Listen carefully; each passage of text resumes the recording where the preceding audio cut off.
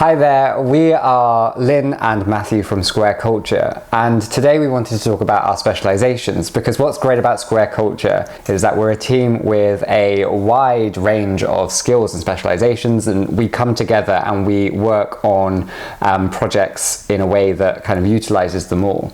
Lynn's specialization is typically within insight-driven communication, whereas mine is more to do with the creative strategizing, particularly within change management. So we wanted to talk about those things today and share some insights that we've gathered from our work at Square Culture. So Lynn, if you'd like to talk first about what exactly is insight-driven communications? Insight communication is perhaps very self-explanatory, but it's communication that takes into account insights that you have gathered over time from your employees, from your customers, from the people who are your audiences, and not in a way that you would use statistics and data to get those insights, where you kind of have a broad perspective that generalizes them all into one group, but you get the nuances from your different audiences within the audience, and you use those insights to tailor your communication, to deliver your messages in a more effective way so that your audiences can receive the message and do what you wish them to do with the communication. So I thought that insight-driven communication is very interesting in these times where a lot of companies are facing changes and have to manage those changes and communicate new messages to their audiences. The overlap between our special areas are significant in this time. Definitely, and I think that's what's been really interesting is how closely we've been working together during this time, and how our roles have kind of developed almost symbiotically, so you can't have one without the other really, and the way that we've been able to pull those together and to help, either if it's internal communications or if it's working with clients and presenting reports and stuff. And it's so important to kind of to utilize creative thinking and communications in a way that helps to grow and to develop new ideas and new innovations. So let's talk about, like, if you're a company in this time of significant change, like, where do you start? How do you begin this journey towards a more insight-driven change management, if you could say that? Yeah. Well, I think what's important when you're looking at insight-driven change management, I guess, and the work that we particularly do, it's very much a humanized approach, or it's focused on the human. It's developing the ideas based on the human experience that goes alongside what needs to be changed almost. So that kind of can apply in every space and every facet of a company, whether it's the employees who are trying to communicate, or you are trying to communicate with them, or whether it's sort of the users of a product that you're trying to communicate with, or the market that's out there. The insight focus is kind of based on them, so it kind of needs to be directed from them.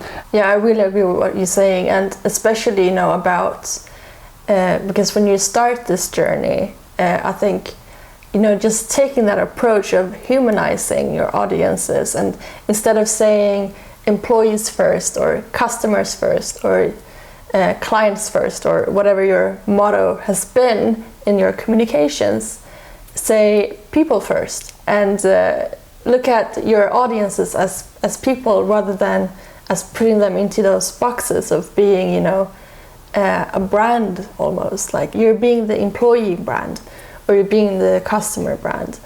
Instead, just treat those groups as people when you try to analyze and when you try to understand their drivers. So I think the first step for a company would be to create like a focus group with say it's all about like communicating internally in the organization. Take some of your employees, maybe from different departments, if you have several departments in your company, to have a conversation about how best you deliver your messages. Like, what means do you use of communication? Do you respond best to email? Do you respond best to video communication? Or what is their preferred way? Yes, absolutely. And I think it's once you start sort of listening to their preferred ways, that's when you kind of start hearing the stories. And I think what part of the problem is that oftentimes, like you were saying, how you brand your audience as an audience, or you brand your employees as employees, you're starting with a homogenization process. But what you really need to do is look at it from the sort of diverse level as the individuals. Definitely.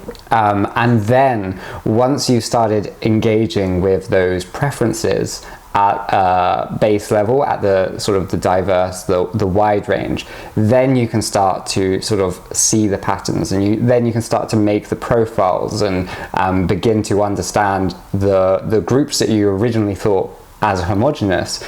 You can start to see them as a much more fuller and richer picture of a group of people, and that's really important to give multiplicity of voices to your audience, or to your employees, or even to your management team. And that kind of helps to then move forwards the change that kind of can happen, because you've already pinpointed all the different channels that are going to be impacted, and how best to communicate through those channels, and to who each channel is communicating with. Yes, exactly.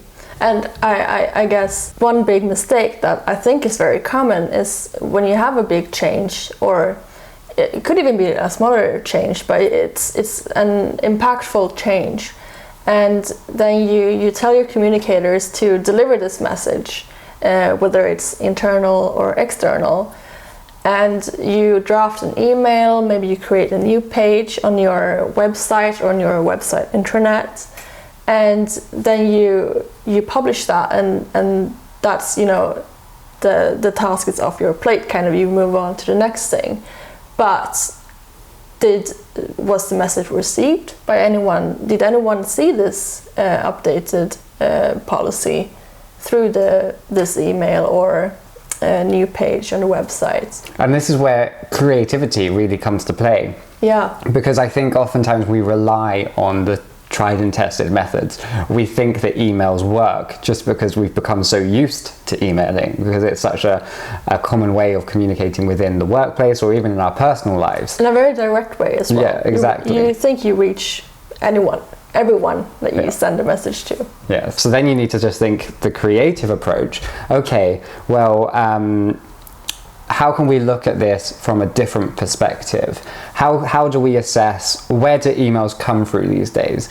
Is it something that opens up on a browser that somebody has lowered on their screen for the entire day and might just check at the end of the day? Is it something that goes straight to their phone? Is it going into their phone when they're at home and not when they're at work? And how does that affect the way that they're going to interact with it and experience that email?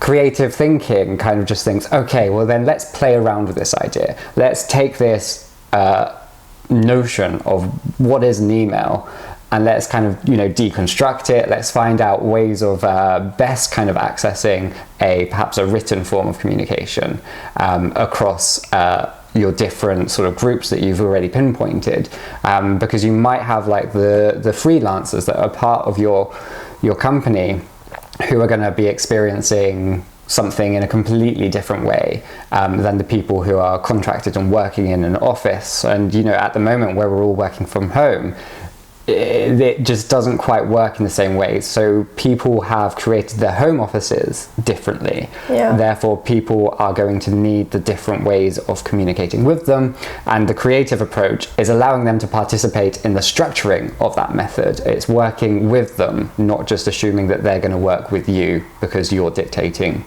what needs to change. Yeah, and I think that's a really important aspect when you communicate change, that you communicate it in a way that it's a we communication, like we're all together in this, and this is a change that we're doing together, And as soon as you're left out of that communication, not on purpose, but that happened because nobody actually used this means of communication, then you get this, perhaps a situation where you launch something and your employees or your customers are not even aware about it. That puts you in a position where you're out of sync within the company, and you're not working together really. There's a big gap between those communicating and those receiving the communication. Definitely. Thank you for watching this video of Conversations with the Cuppa. If you like this content and want to see more of it, make sure to subscribe to this channel and like this video. If you want to know more about Squared Culture, you can find us on LinkedIn, Instagram and Facebook. Make sure to check out the information box down below. Thanks again for watching. I'll see you next time.